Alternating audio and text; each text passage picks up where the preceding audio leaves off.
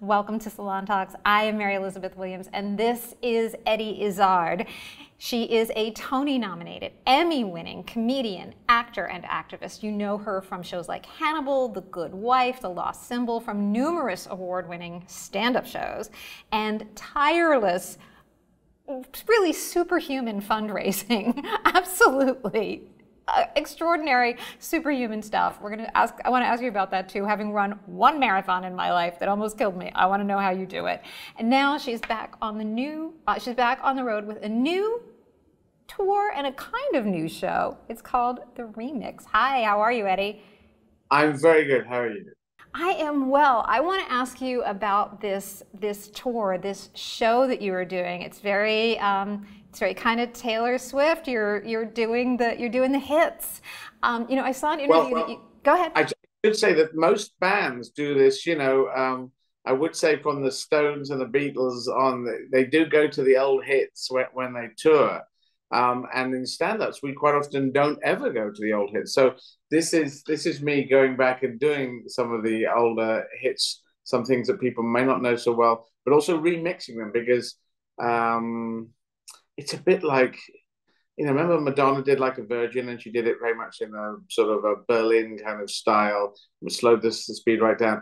Just remixing the stuff that makes it more interesting for me. So that's what I'm doing. So I'm coming out of drama because, as you said, Tony nominated the drama. The Great Expectations is the show that I've been doing most recently in New York and in London to very good reviews, I must say. I'm very happy with those from New York and London. So that was drama, and now it's back to comedy. But yes, politics looms in the future, and it's a busy last 2 years. This year and last year is going to be a very busy time. So yeah. Right. You did a one-person show where you played, I think, 21 characters. You ran for office. You said you're going to keep running Yeah. until you win. Yeah, it's election as opposed to office. So running for office in America, you would say that you went for election and they didn't have it. This is the selection, like your primaries. This is like I did one primary and that didn't happen, and I came second in that. But that was good. Good to do that. Get that into your bones. So now I'm running for Brighton Pavilion, which is in the south of our country, and a very groovy seat.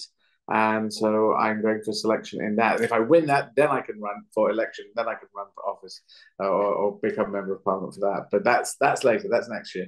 But right now, it's the tour. Yeah. It's the tour, and it's the remix. I saw this interview that you did where you talked about how everything in your career is about coming full circle, and the big theme in your life and your career is things that come around again. And so I want to ask about how you do this, because as you said, musical artists do this, actors do this. They return to, Patrick Stewart does A Christmas Carol again and again and again. We don't do this with comedy, and yet I grew up listening to comedy albums where I would play it again and again and again and remember and memorize these bits. It feels like this is really about a dialogue with your fans and with your audiences. It's really unique. I've never heard of anyone doing something quite like this in comedy. Well, just to what you said is that I like to go things to go circle. I think that I articulated it more like the humanity goes circle, the world, the eternity, the universe. That's the big thing I think of the circular nature, that we start off as small children and we end up as older people, and the actions of both are kind of similar, and then they return to the earth and we become stardust, and then it goes back round again and come out as a different being. I don't believe in reincarnation. Maybe that happens, but I think I had a show called Circle that was supposed to be all about that, but in the end it didn't quite end up articulating that. But this is a return. I always go back to my roots. So this is the weird thing. Mum died when I was 6, and I'm always trying to go back and maybe restart, have another life when Mum didn't disappear from the earth, and that's never going to happen. But I do find myself going back. So in that way, that's circling around. But this is the thing. As I say, the bands do it here. The great hits from there. This is. These are tracks that you've known before and you love, and some of these pieces that I've done before, these scenes, these sketches, have become sort of beloved by people that know them. And I will be going through them and going through the earliest jokes I ever did. It's almost a little bit biographical what I'm doing. So that's what I found interesting. It wasn't designed as that way, but I was saying, here's the first. This I think the first joke and the second gig I ever did. This was the first one that got laughs, and it got one laugh, and that was it. And that nothing things here. But and I can just show things as they developed, and also it's going to be it's quite curious. I hope the people will like it because there's one thing I've refused to do is do old material, but this is a whole, and bands are doing this. They're taking albums they love, saying this is just this album. I could have done just Dress to Kill, but decided to go through the first 35 years of my career. That's what I'm trawling through, and I can go anywhere, and I might change it night to night as well. Eddie, it's perfect timing. I'm also I'm going to go see Billy Bragg in a couple of weeks, and he's doing a tour that's based on his first album. It's all his first album, which is 35 years ago as well. So which one is that? Spy v Spy? Yeah, yeah, Bullets a Riot. Yeah, and he's doing the first album, and it's the same kind of idea. It's returning to this person you were 35 years ago, and returning to audiences. I don't think I've changed much. It's interesting, this thing of can you stay on the edge as you get older? And there's this thing that, particularly with bands, that they do their best work in their 20s and then that's it. But some artists, Picasso was doing great stuff late in his life. There are some scientists, artists, creative people doing stuff as they get older. You don't have to have lost it all in your early years. I mean, doing Great Expectations, and I've got Hamlet coming up later in January in New York. So I'm trying to stay on the edge forever so that I'm never going, let's just do some beer commercials and phone this stuff in. But so that's why I'm remixing all the early stuff instead of just saying, this is how I did it exactly back then. I'm trying to refine new stuff. Death Star Canteen will be in there, but Darth Vader's it has to say different things. Otherwise, I just lose it. Otherwise, it becomes a prayer. This is like, I'm not someone who's a religious person, and I know America's more wrapped up in religion, but we aren't in Europe because we had that Second World War on our landmass. I think that's the difference. But anyway, so I find that prayers in religion, they people say them, but they don't mean them. They don't think about what they're saying. You have to actually take the words apart and say it in your own words, and then you'd mean it. And I find this even with stand-up or with music. If you're singing the same thing, or if you're saying the same sketch, the same piece that you did before, you can just go through the motions as opposed to the delight of when you first found it. So that's why I have to remix it. I like that. And you've remixed, I want to ask you, because you've also remixed your name a little this year. Yeah. You've added something else to your identity, Susie. I love that name. I want to ask you what it was about that. I know you said this was something that you'd been thinking about since you were a child. Yeah, so when I was 10, there's a film, a great film, Sidney Poitier film called To Sir with Love. And I always thought of Sidney Poitier as an American citizen, but he's actually a Bermudan citizen, which is kind of somewhat British, somewhat. Anyway, if you know his history, he grew up with nothing, like in a shack with his parents, and then he became a New Yorker, and then it was theatre, and he became the great Sidney Poitier. And this To Sir with Love, set in London, and he kind of fits in there. He doesn't sound like an American guy. He doesn't sound like I don't know what he sounds. It just sounds like Sidney Poitier. But it's a great film of sort of teaching people to find their own self-respect. And there's one of the other teachers played by Susie Kendall, and I just liked the name, the spelling of it, because Susie could be spelled in about 4 or 5 different ways. So I thought that was a name that I liked, and I knew I was trans. I didn't have the words for trans or transgender or TV back then when I was 5. Well, I was 10 then, so I'd already worked it out when I was 4 or 5 that something was different with me. But I thought I'd like to have that name if I could be a girl, but I'm not a girl, it seems.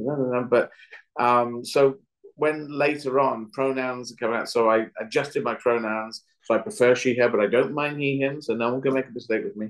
And I thought, well, I'll just add in this name into my name so that it'll be Susie or Eddie. So my brother's staying with Eddie, my director. She wants to stay with Eddie, and other people are going with Susie. And some people are delighting it. I get an extra Z as well. So Izzard's got 2 Zs. I've got all Zs, as you would say in America. I have 3 Zs in Susie Izzard. But I've actually had people I experienced this in Britain. I could experience this on tour in America as well. But people shouting, Eddie, Susie, Eddie, shouting both names at me, which is fun. So I'm trying to avoid the mistake thing, the problem thing. Oh, have I gone wrong there? that no one can go wrong with me, unless they call me Arthur or Sabrina or something, you know. And then that's when it's going wrong. But yeah, so that was the thing that I adjusted. But the public name is staying Eddie Izzard at this juncture. And yeah, I thought I'd do that, and I'm trying to take so some of the problems out of being open and being positive about yourself, and simply, oh, I shouldn't say this, I should say this. And with me, it's kind of, I am gender fluid. I've always said I'm gender fluid since, and I've been out almost 40 years now. So it's a long time. It's a long time. I want to ask you about that because I think, at least in this country, from my perspective, it feels like there is this idea on the right and among conservatives that gender fluidity or gender identity is somehow new or somehow threatening, and that this is the province of young and radical, and you and other people have been doing this and have been outspoken and open in your own journey and experience, as you say, for decades. What have you learned over time? How has it changed for you? Because I think you came out, I think, in the mid-'80s, when I know for a fact lots of people, like everyone was wearing eyeliner. There was a lot of conversation about gender and what it looked like musically, artistically. What was it like coming out then? It was tough then, and I realized that being trans, we didn't even have the word. That transgender was obviously a word, but no one was really using it. TV and TS were the letters for transvestite, transsexual, but the identity, the language has changed, as it has, and for a number of different communities over the years, they've changed their language as time has moved on. But no, there were no discussions. It was just like, if you were trans, you were a non-person, you were a toxic person. So even though there's a lot of discussions around, heated discussions, it's in a better place, even though they're really heated, than it was before, because there were no discussions before. So now more and more trans people have said, actually, that is me. Because as you'll know, as anyone knows who's got a sensible mind, there are any LGBTQ people, or there have been many LGBTQ plus people over, not over centuries, over millennia, who have not come out because they felt or they knew that the society they were in would just go to frown upon it, be very aggressive against it, and they would be treated as a non-person or a toxic person, and something. So I will just lie about this. And in this world of Trump lies, the right-wing lies, they just found they could lie and lie and lie and lie and get a long way on that one. But Trump particularly, and Boris Johnson in our country, just make stuff up. This is actually true. And so there you go. There's a crazy thing. Actually coming out and being honest about your situation must be very scary to the right wing, because they say, no, surely lies. I mean, you know, Rupert Murdoch and Fox News, they said, no, we were happy to lie about the thing so we could get people, you know, our base people watching Fox News would still pay us the money because we would be lying that we knew the machines were working. And then they had to pay was it $500 million fine for the lying, and then they didn't apologize, they just carried on. They're happy to lie, and we're kind of happy to tell the truth. I think that's the difference, the two sides. I was going to say, I think also the fact that what's threatening to certain people on the right is the idea that there can be more than one truth, or that truth can evolve. Your truth has evolved, your identity, your place in the world, the way that you've identified. I mean, I know you've said that sometimes you lean more into the masculine, and at other times you've leaned more into the feminine, that who you are truthfully can be fluid. Yeah, I've expressed it, but I wouldn't say that the truth has moved. It's just that I've tried to articulate it more clearly for myself. And it seems that the truth is that everyone's somewhere on the spectrum. I mean, you know, if you're dealing with the right wing, you're dealing with out and out made up stuff. You know, if you go through what Trump said, this is lie after lie after lie, pile of lies, huge pile of lies. And we're just trying to express the truth as openly and as clearly as possible. But you know, I instead of leaning one way, I'd say more that sometimes I feel what I wanted to express one side more than the other side, or it doesn't matter. We're going to get to a place where it's really not going to matter, you know, because people, if they come from another planet, they'd say, well, you're just humans, aren't you? You said, no, some of us are straight, some of us are gay, some of us are this, some of these are men, these are women. But we know that in the fetus, everyone's a girl in the fetus, and then some get coded men, some get coded women or boys or girls, and there's a lot of things in it, XX and XY already with the chromosomes. It's already mixed. This whole thing that everyone's, as you go further right in the politics, that crowbar everyone apart, and as we go more towards the more enlightened center and left, we say, well, just live and let live, live and let live. It's my own personal life, and but you know, also the right wing, the culture wars. These are right wing culture wars. They want war. They want people hating each other. That's what they feed off. Because then people get scared and they say, "Wow, we'll vote right wing and we will clamp down on everything." And this is the thing that the right wing tends to do. There is no war going on. It's just people being trying to be truthful, trying to be open and honest. And you are starting this tour in the American South. You are starting this remix tour in a place in the world where rights for trans people have been rolled back, where they are under attack, where there is the divisiveness is really front and center in a unique way. Was that intentional about starting the conversation there, about starting No, this new phase? no, I'm not fighting any wars. They're fighting wars. I'm just doing gigs, you know. Um, I realize that it's been politicized, and they want, you know, the right wing wants to have a war because it works for them and gets people scared. There's nothing to be scared of. I'm just doing my comedy. I'm talking about existence, you know, humanity. That in the whole of the 30.8 billion years I talk about from the beginning of the Big Bang, and whether that's it's endless. I think time is circular. We were talking about circles earlier on. So no, I'm not there to. People might see it that way, but I'm not. This week, Nashville was chosen, and that's just where we're starting. It was availability, and a lot of people are touring after COVID. So actual where to start, where to go. It's much more prosaic. Is that the right word? Much more simple than that. It's just like, oh, that one's free. Oh, we'll start there, and we'll go there, and we'll go there, and we'll go there.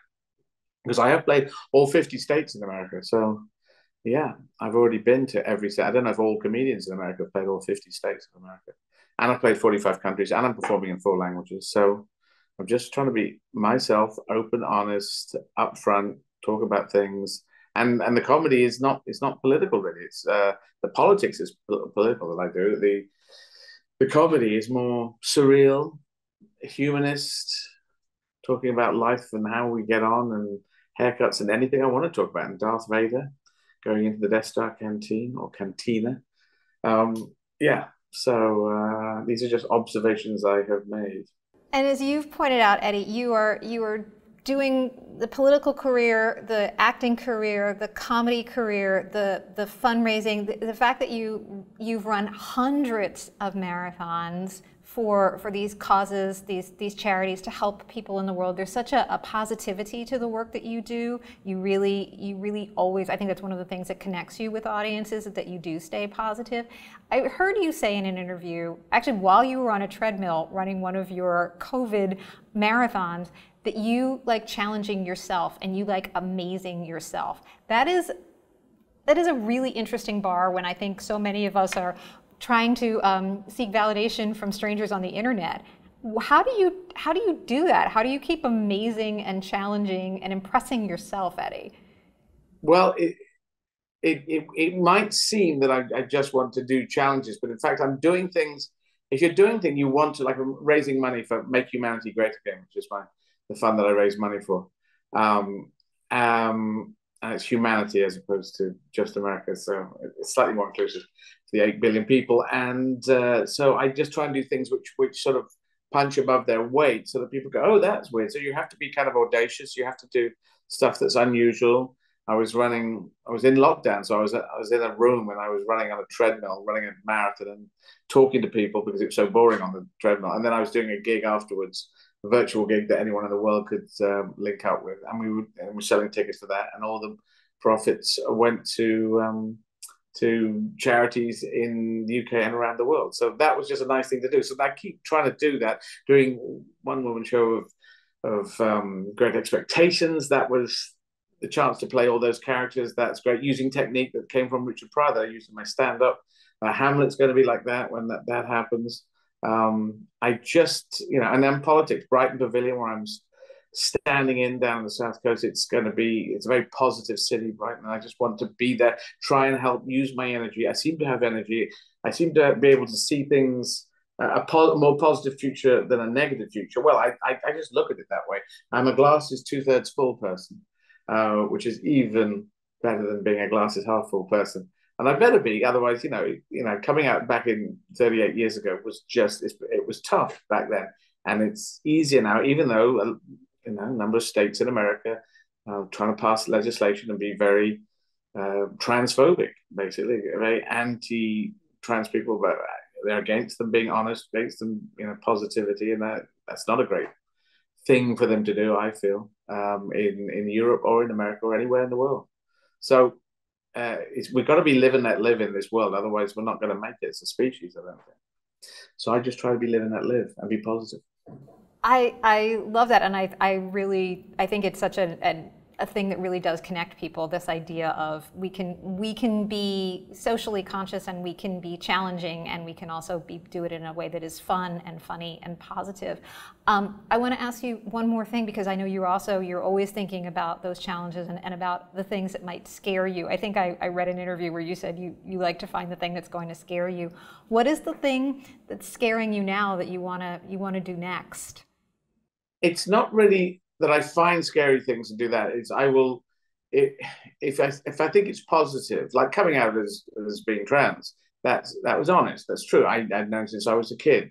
So truthful honesty. Do I want to lie the rest of my life? I now look back at it and think the mental health we now talk about mental health. We didn't at that time. It was very positive for my mental health to be honest rather than to lie. And so that scared me, but I thought, go out, even if in the streets, if people are trying to punch me, I will punch back. If they shout at me, I'll shout back. I will stand up for myself. And that's what I want to do. So it's not particularly looking for things that scare me, but if something seems positive, but it scares me, I will go towards it. There's a book, Feel the Fear and Do It Anyway.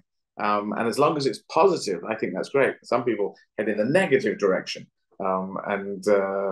And they do, that doesn't work, because sometimes great ideas they can be recycled and go in a negative direction. But I'm positive. I'm live and let live person. I can get on with most people in the world, except for the people that encourage people to hate and to fear, and that tends to be the right wing. I always worry about them, because without the right wing, we'd all get on fine, it seems.